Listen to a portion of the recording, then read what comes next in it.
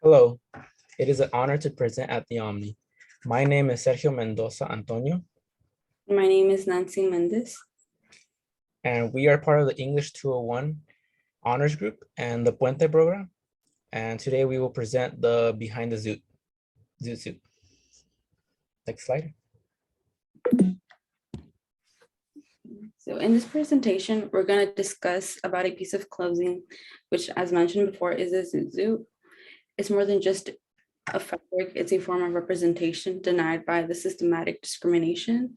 So what is a zoot suit? A zoot suit is a high-waisted and wide-legged pantsuit along with a long loose coat with padded shoulders, and you could accessorize it with a straw hat, a chain necklace, and a pocket watch.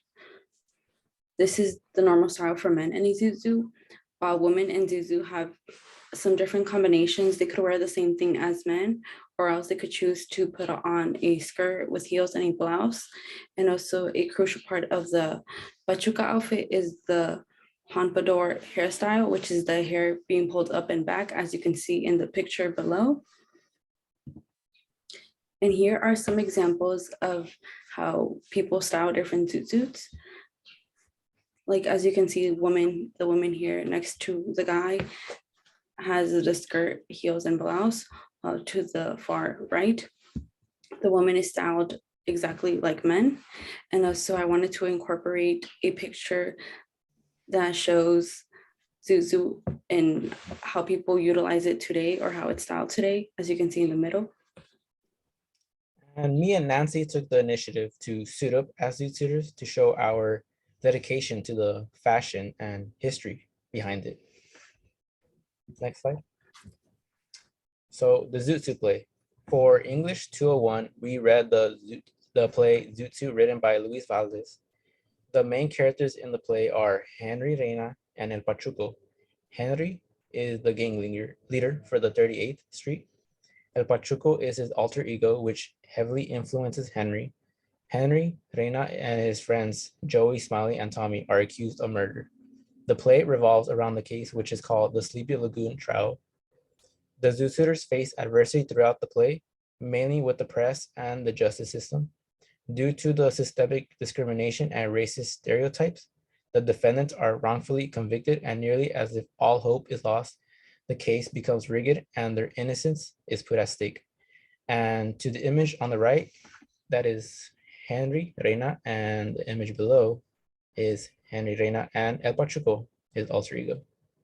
Next slide, please. So the Zoot Suit itself doesn't really have its own identity. It's more about the person who wears that Zoot Suit that gives it character.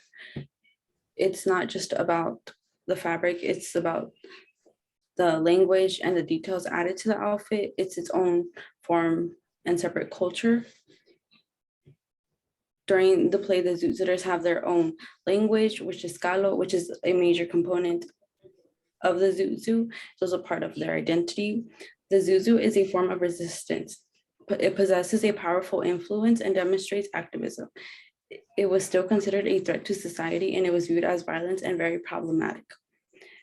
For example, a white man wearing a zoot suit is not the same as a young Mexican American wearing a zoot suit, especially in 1943 in the streets of LA. If a Mexican American was wearing a zoot suit, they were seen more as a threat to society.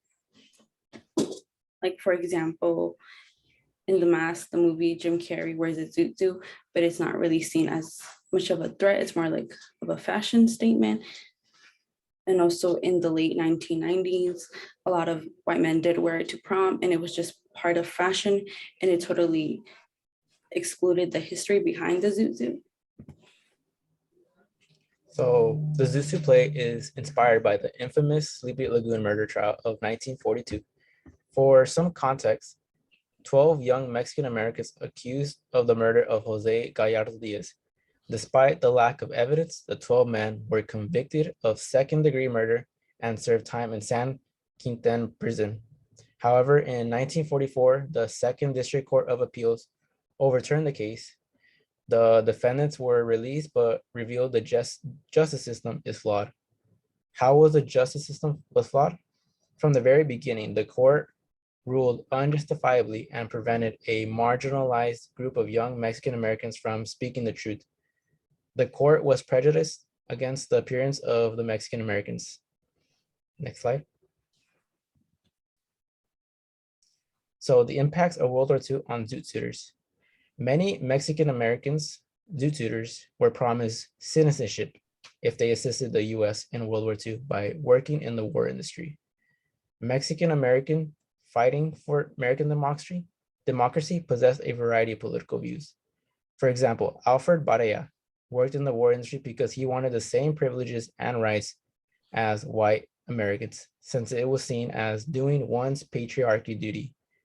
While he was fighting overseas for American democracy, other Zoot Suiters did not assist the US during World War II because they believed their war was on the home front against racism and discrimination. And during World War II, the city of Los Angeles was home to thousands of US servicemen, mainly the Naval Reserve Armory. The typical confrontations between Zoot Suiters and sailors often resulted in fights until June 1943, when a riot broke out. Through much of the rioting was done by the white American servicemen. The LA police force didn't arrest any of the servicemen, but they did for Mexican Americans because they were basically seen as the target from the public eye. The motive of the servicemen and police force was mainly racism because they were disgusted over the Zoot Suiters' racial identity and clothes. If anything, this riot should have been called the servicemen riots. Next slide. Throughout the play, while Henry and his friends are locked up, the legal system has denied them from being able to change, to clean clothes, or to shower, so they are able to look presentable during trial. They were taking away their pride, dehumanizing them, and depicting them as un-American.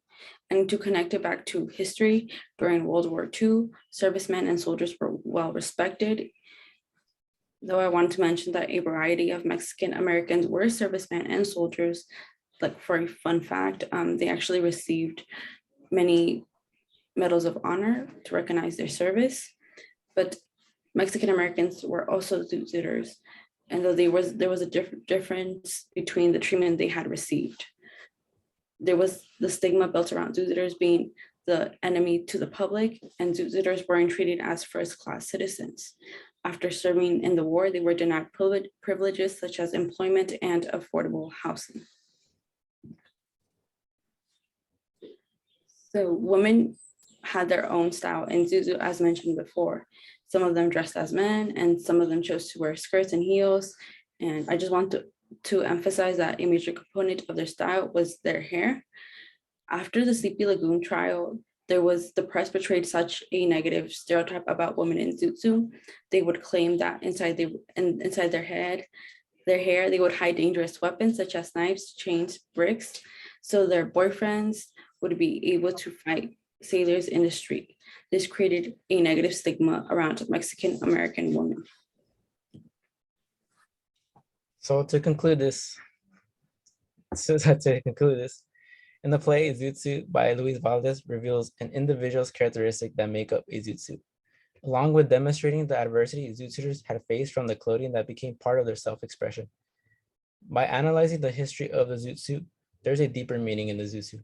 It embodies political power, the portrayal of racial gender identity, a form of activism, and a unique feature of fashion.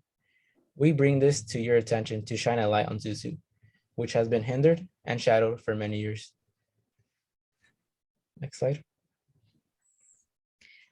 So here are the resources that we utilize to further our knowledge on the Zoot Suits. And thank you so much for watching our presentation. If you have any questions, please feel free to ask them.